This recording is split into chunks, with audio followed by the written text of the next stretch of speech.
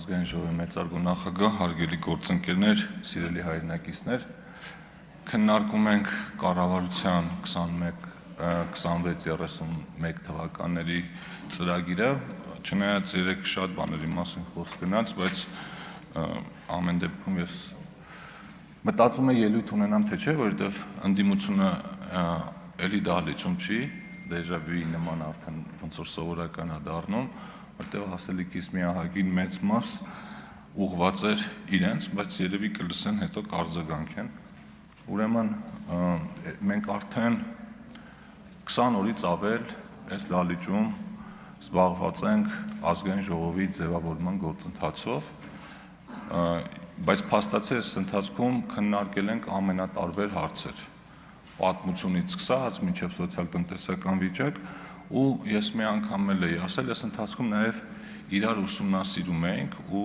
ես ինքս իմ համար մեր ընդդիմության հետ կապված մի քանի բան եմ առանձնացրել։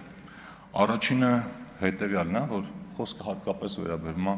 Ուժեղ Հայաստան խմբակցությանը, որ իրենց համար հստակ թիմ է աշխատում։ Այսինքն դա վատ չի, որպես վատ բան չեմ ասում, փաստ եմ արձանագրում, դրես կոդից սկսած մինչև հարցեր ու ելույթներ, այդ ամեն ինչը նախապատրաստված, աշխատված է, եւ իրանք հիմա փորձում են դիրքավորվել որպես ակտիվ, նախաձեռնող, կառուցողական, պրոֆեսիոնալ թիմ, եւ անգամ իրենց մոտ հստակ դերաբաշխում կա, ով ինչից է խոսում, ով ինչով է զբաղվում, ես համոզված եմ մատների վրա կարելի է հաշվել մարդկանց, ովքեր ազատ առանց նախապես համաձայնեցման տեքստ կարող են հնչեցնել, օրինակ մեկը խմբակցության ղեկավարն է, մյուսը երևի Արամ Վարդևանյանն է, որը ազատ ոճի կիսապաշտպանի դեր է կատարում ըստ անհրաժեշտության վերևից փորձում է պաշտպանել իր գործընկերներին, եւ երրորդ հետաքրքիր հանգամանքը, որ սա արդեն վերաբերում է երկու ընդդիմադիր խմբակցություններին, որ իրենք իրենց համար առանձնացրել են մի քանի բանալի բառեր ու արտահայտություններ ու փորձում են այդ բառերը ու արտահայտությունները հնարավորինս հաճախ կրկնել, որպեսզի դա արմատավորվի։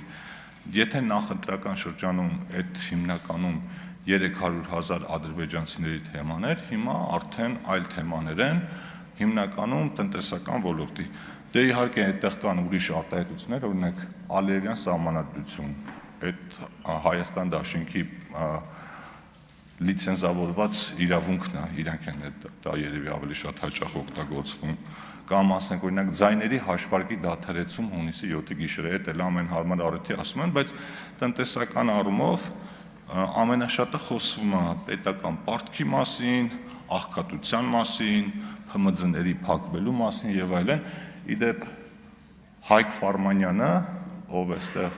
որպես ֆինանսա-բյուջետային հանձնաժողովի նախագահի թեկնածու ելույթեր ունենում, խոստացավ, որ ինձ կներկայացնի այդ հղումները,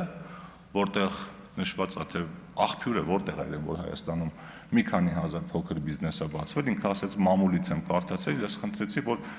մամուլից վերցնի հարցումն ու պատասխանը համապատասխան պետական մարմին, բայց այդպես էլ այդ ինֆորմացիան չստացանք։ Պետական պարտքի մասին արդեն 20 օր այս մասին խոսում ենք, դա չի օգնում, աղքատության մասին էլի խոսում են, նկատած կլինեք ամեն տնտեսական թեմայով խոսելու ժամանակ այդ աղքատության թեման ուզում են առաջ բերեն, պարոն վարչապետը երեք նշեց, ինչի մասին երեք մի քանի անգամ մենք էլ ենք նշել այս 20 օրերի ընթացքում, Հայաստանի Հանրապետությունում աղքատության ցուցանիշը հրապարակվում է բավականին մեծ այդ ժամանակային լագով, ու մենք ոչ միայն 2026 թվականի, այլև 2025 թվականի ցուցանիշը դեռ չունենք։ Ու ես էլ եմ համոզված, որ կհրապարակվի ու կտեսնենք աղքատության մակարդակի ինչ նվազում կա։ Բայց իրենց հիմնական անելիքը հետևյալն է, իրենք փորձում են ապացուցել մարդկանց, որ մարդիկ վատ են ապրում ու փորձում են ապացուցել մարդկանց, որ ամեն ինչ շատ վատ է, ընտրակեղծիքներ են, դատական իշխանությունը չի աշխատում, կոռուպցիա եւ այլն, այսինքն այն ինչ եղել է իրենց օրոք, հիմա փորձ են անում վերագրել մեզ։ Եվ այդ ամեն ինչը փորձ են անում շղարշել պրոֆեսիոնալիզմով, ու ընդ որում դա էլ է հետաքրքիր։ Օրինակ Դավիթ Ղազինյանը երբ այստեղ հանդես էր գալիս որպես տարածքային կառավարման հանձնաժողովի նախագահի թեկնածու, ինչից հարցնում էինք, ինքը խոսում էր հեծից։ Երբ հեծի մասին կոնկրետ հարց հնչեց, չպատասխանեց։ Իսկ հարցը հետևյալն էր. այս ընթացքում որքան դիվիդենդ է ստացել Հայաստանի էլեկտրական ցանցերի սեփականատերը կամ սեփականատերերը, ինքը նշեց, որ նախ առաջինը չի իմանում, ինչը տարօրինակ է, եւ երկրորդը ասեց, իսկ միգուցե դա առևտրային գաղտնիք է, ինչը եւս տարօրինակ է։ Իսկ Հայաստանի էլեկտրական ցանցերը ինքը կարգավորվող եւ ցուցակվող ընկերություն է, եւ իրականությունը այն է, որ ըստ ֆինանսական փաստաթղթերի Հայաստանի էլեկտրական ցանցերի սեփականատերերը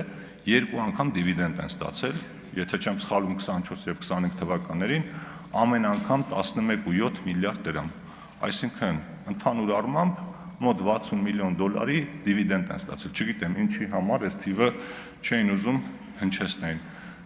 Տնտեսական աճի մասին երեկվա այդ հարցն էլ է շատ տարօրինակ, ասում են, ինչ էր առաջ թիրախավորվում 7% տնտեսական աճ, հիմա 6% տնտեսական աճ։ Այս մասն էլ չնայած վարչապետը երեք նշեց, ես մի քիչ ավելի պարզ օրինակով նշեմ։ Մեկ բաժակ ջուր խմելը հեշտ է։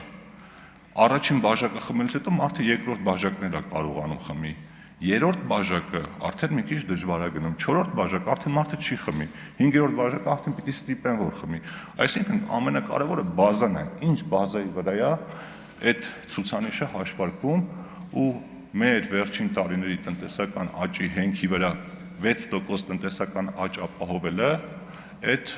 բավականին հավակնոտ ցուցանիշով ես համոզված եմ, որ մենք այդ ցուցանիշին հասնելու ենք։ Ընդ որում ես համոզված եմ, որ կառավարությունը մի քիչ էլ զգուշավորություն է ցուցաբերել, որովհետև ավելի լավ է ունենալ ֆիքսված 6% թիրախ, բայց ապահովել ավելի բարձր, քան դնել թիրախում, ասենք 7%, բայց չապահովել, որովհետև դրանից կախված մեր բյուջեի ամբողջ տրամաբանությունը կխախտվի։